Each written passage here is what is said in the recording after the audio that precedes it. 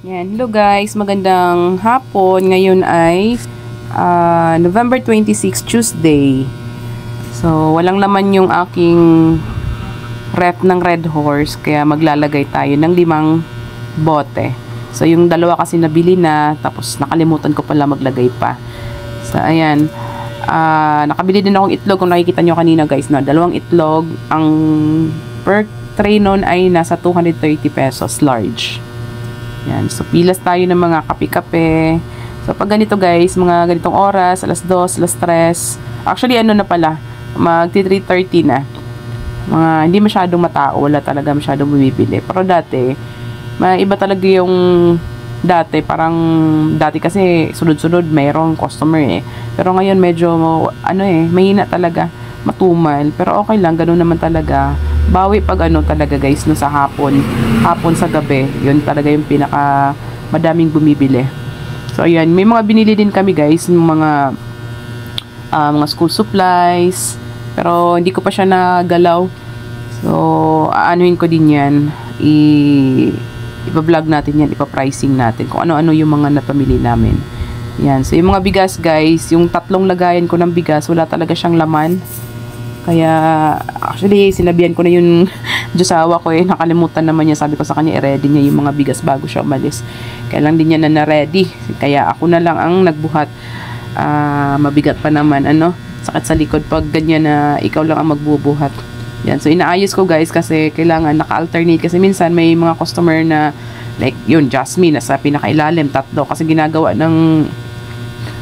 ng supplier ko eh, inaano niya yung pare-pareho ba. So, sabi ko kasi alternate. Minsan kasi pag wala ako, nung nag-deliver kasi wala ako niyan, yung Diyosawa ko nandyan. So, hindi niya nasabihan. So, ako ang nahirapan. Yan, inuubo na naman ako. So, ito na nga, lalagyan natin yung ating lagayan. Isa-isa. So, buko pandan guys, price ko 58 per kilo. Jasmine ko naman ay 50.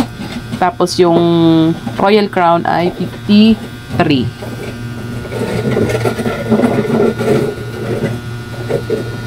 Yan, so medyo matagal ako hindi nakapag-vlog guys, kasi ako, busy sa kakapanood ng balita about sa ating bansa. 'Di ba? Gulo na ng ating bansa. Nag-aaway-away ng ating Vice President at ang ating President. Magulo na. So, ayan, kaya nood lagi ng balita. Lagi akong yung mga live ng mga mga vloggers natin. Doon ako nagtitingin, tapos sa SMNI, yung sa mga Inquirer, 'di ba? Sa Congress, sa Senate, ayun. Nanonood ako noon. So talagang madalas kahit hanggang gabi ay panood pa rin ng panood. Parang minsan nakakawalang gana na rin 'di ba? Parang nakaka-stress din pag halos nandun ka na lang nakatingin. Parang yung utak mo pagod na sa kakaisip dahil sa nangyayari. So, talagang wala din akong time na nag-vlog. Ngayon na lang ulit.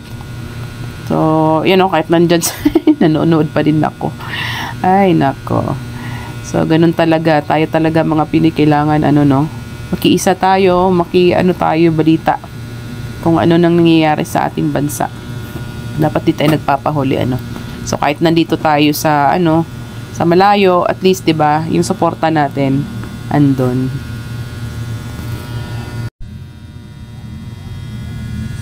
Ayan guys, lalagyan ko na lang siya ng sounds.